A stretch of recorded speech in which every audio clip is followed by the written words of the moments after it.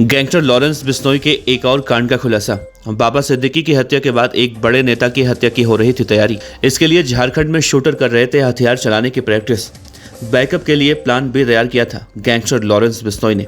कौन था महाराष्ट्र के पुणे का वो नेता जो गैंगस्टर लॉरेंस बिश्नोई के निशाने पर था? गैंगस्टर लॉरेंस बिश्नोई जो इस वक्त गुजरात के अहमदाबाद की साबरमती जेल में बंद है, जिसने अभी पिछले महीने मुंबई में बाबा सिद्दीकी की हत्या करवाई।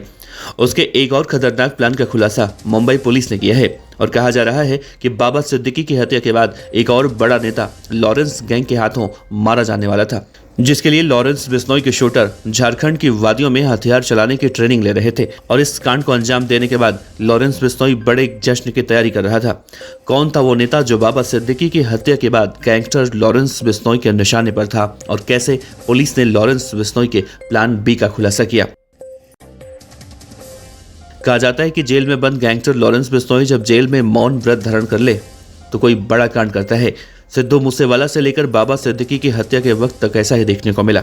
लेकिन जब नवरात्रि के मौके पर लॉरेंस बिश्नोई एक बार फिर से मौन धारण करने लगा तो लोग अटकलें लगाने लगे कि अब लॉरेंस के निशाने पर कौन है। हालांकि लोग ये भी कह रहे थे कि लॉरेंस के निशाने पर सलमान खान है, क्योंकि सलमान खान को जान से मारने की लॉरेंस कई बार धमकी दे चुका है। इन मुंबई पुलिस के अब खुलासे के बाद ये आशंकाएं खत्म हो चुकी हैं। दरअसल एनसीपी नेता बाबा सिद्दीकी की हत्या की पृष्ठभूमि में मुंबई क्राइम ब्रांच ने यह बड़ा खुलासा किया है कि पुणे का एक और नेता लॉरेंस बिश्नोई के रडार पर था, जिसे खत्म करने की योजना गैंगस्टर लॉरेंस बिश्नोई बना रहा था और उसने अपने शूटरों के माध्यम से अपराध को अंजाम करने की पूरी जिम्मेदारी दी थी।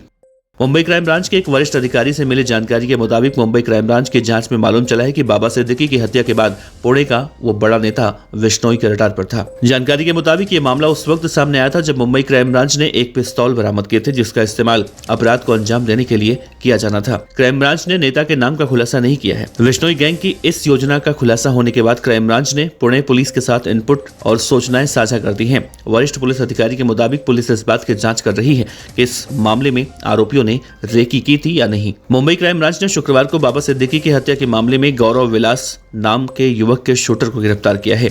मुंबई क्राइम ब्रांच की जांच में यह मालूम चला है कि सिद्दीकी की हत्या के लिए लॉरेंस बिश्नोई गैंग द्वारा बनाए गए प्लान बी में शूटर के तौर पर शामिल गौरव विलास फायरिंग की प्रैक्टिस करने के लिए झारखंड गया था। आगे की पूछताछ में खुलासा हुआ कि प्लान ए विफल होने की स्थिति में बैकअप के लिए प्लान बी तैयार किया गया था। साथ ही पूर्व में गिरफ्तार एक आरोपी रुपेश मेहोल भी फायरिंग की प्रैक्टिस करने के लिए झारखंड गया था।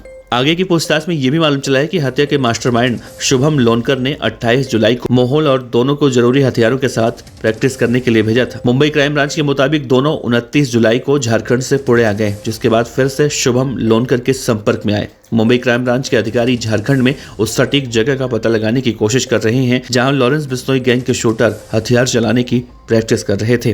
वैसे सिद्धू मूसेवाला की जब हत्या हुई थी तो लॉरेंस बिश्नोई ने अपने गैंग के शूटरों को ऐसे ही हथियार चलाने की प्रैक्टिस दिलवाई थी और बाद में सिद्धू मूसेवाला की सभी ने मिलकर हत्या कर दी थी।